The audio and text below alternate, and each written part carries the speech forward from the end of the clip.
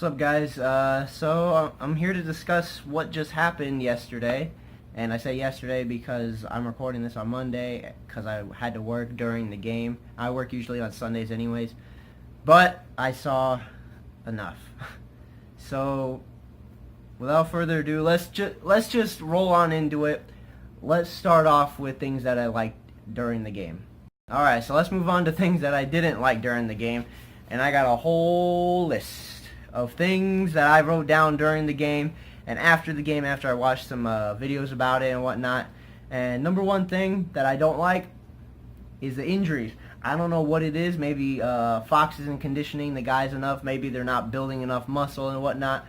But whatever it is, I believe is actually Fox is doing, because I was looking up something on I was curious to see what Fox's injuries looked like when he was in the Broncos. And when he was on the Broncos, on the year that I believe it was when they went to the Super Bowl 2014, by the end of week 17, the Broncos had 22 injuries. Now, I don't know if that's like a lot for the NFL, but that's a lot to me. And right now we already have, 10 injuries so far? And they're all ridiculous injuries. Like, we got injuries in the receiving core. We got them everywhere. I'm sick of that. So I think the culprit behind that is definitely Fox. So I don't know what the guy has to do to freaking get rid of those injuries. Another thing I didn't like was the penalties, obviously. So it seemed like there was a trend with third downs and the Bears defense that always equaled a holding penalty. And it was crazy because every time it was a penalty, I was like, all right, holding offense, they get 5 yards back or whatever. And then it was holding defense. I was like, seriously, bro, every single time. And Trevathan was the main culprit.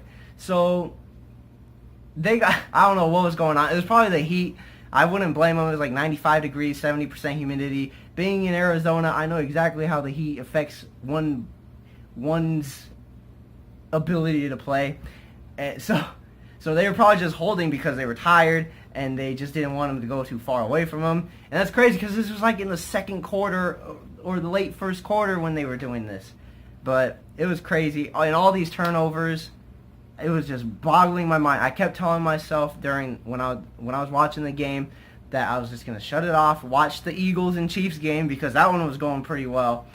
And Eagles, eventually got beat up. But a little part of me was like, okay, maybe the Bears will bounce back when it was 10-0, 17-0. And I was like, okay, maybe they're not going to bounce back. And then they just kept going in on the Bears. It was just too much for me to handle. So when I got to work, usually I watch the game, or I try to watch the game when I'm over there. Did not watch any part of it because that game was just a complete train wreck from the beginning. And a lot of people are saying that's all Mike Glennon's fault. Yes, he did have a huge part in the loss with 3 turnovers, 2 interceptions, a fumble lost. It was not all his fault. It was the defense's fault. Tariq, as much as I hate to say it, Tariq had a big part in it because he tried being the damn hero of the first quarter or the damn hero of the first half or whatever, trying to get that punt return, which boggles my mind. I don't know what was going through his mind of why he was trying to do that. Maybe he was trying to save the game. I respect him for trying to save the game, but that was not the time to save the game. That was not the time to try and be a hero. When you got 3 dudes 2 feet away from the damn ball and you try and grab it. So I was complimenting him all week last week, but he whiffed. He whiffed it, man. He messed up big time, but it's whatever. Yeah, Mike Glennon had a huge part. Defense had a huge part. Cohen had a huge part. Fox's play calling was off. Just nothing was going right for the Bears in this entire game. The only thing that went right, overall, this was just such a huge disappointment. I don't know any Bears fans that would take any positives from this. I, for one, did not take any sort of positive. The only thing I learned was that maybe Glennon should actually sit out during the Steelers game and have Trubisky go in. But, on the other hand, maybe Glennon should take the, as bad as this sounds, maybe Glennon should take the force of these 4 games against, the remaining of the 4 games against the Steelers and Packers, just so he can get beat up a little bit, and then while it eases out a little bit more, throw Trubisky in there, see Trubisky go 12-0, hopefully, after we go 0-4.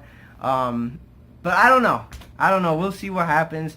Fox did say he was going to start Glennon against the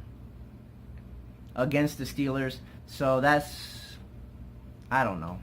This is just a train wreck of a game. It's hard to wrap my mind around how badly the Bears got embarrassed. And a note that I had was there is always some sort of QB controversy. Ever since I started liking the Bears, about 2012 era, there's always some sort of QB controversy, whether it was with Jay Cutler being the starting QB or whatever. And then they finally got rid of Jay. He balls out in Miami yesterday, which is ridiculous because I was watching that game. Good for him, whatever, blah, blah, blah. And now we get Mike Glennon.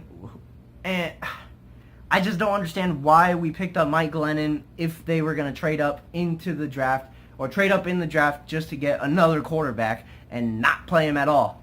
But the thing is, with me, I feel like they're playing Glennon because they don't want $12 million to sit on the bench. They want their money's worth, basically. And their money, it's not worth it right now. It's not worth it. Glennon, he's doing all right. He's trying his best, but that's just not good enough. Everybody wants to see Trubisky start. Nobody wants to see Glennon start because that's not who we traded up for in the draft, which is kind of ridiculous, kind of a dumb play anyways. But everybody wants to see Trubisky. I want to see Trubisky. I want to see what he can do. He did phenomenal in preseason. He probably did the best out of all the rookie QBs, out of Patrick Mahomes or Deshaun Watson, Kaiser, and himself, basically. But he probably did the best. Everybody wants to see him. People from other teams want to see him. And I just hope it happens soon. I don't want Glennon to get hurt or anything, but I just want him to sit out and watch how somebody actually moves in a pocket. But that's probably not going to happen until like later in the season when we finally get to see Trubisky flourish. And what's going to be stupid is they're going to play him at like week 10 or week 11 when it doesn't even matter anymore, and he's just going to ball out with whatever receivers we have, probably 3rd and 4th string receivers. Probably have to trade people to get receivers or pick some off of the free agency list, and I don't know. It's going to be pointless. But yeah, that's what I think about the game. I didn't like it at all. I'm sorely disappointed, and I was wearing my Bears gear at work yesterday. It hurt me so much to wear that yesterday. Hopefully the Bears don't get blown out too bad against the Steelers this week because the Steelers are kind of, what's the word I'm looking for? Godlike. With Jesse James, they got, what's that guy? The other tight end for them. They got Antonio Brown, of course, Le'Veon Bell. On defense, they got,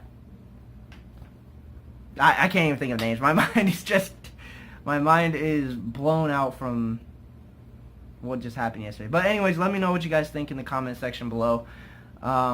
Did you like it? Did you hate it? Or let me rephrase that. What about the game did you hate? And if you saw positives in it, let me know, because I sure as hell don't know what any sort of positive could be from that game.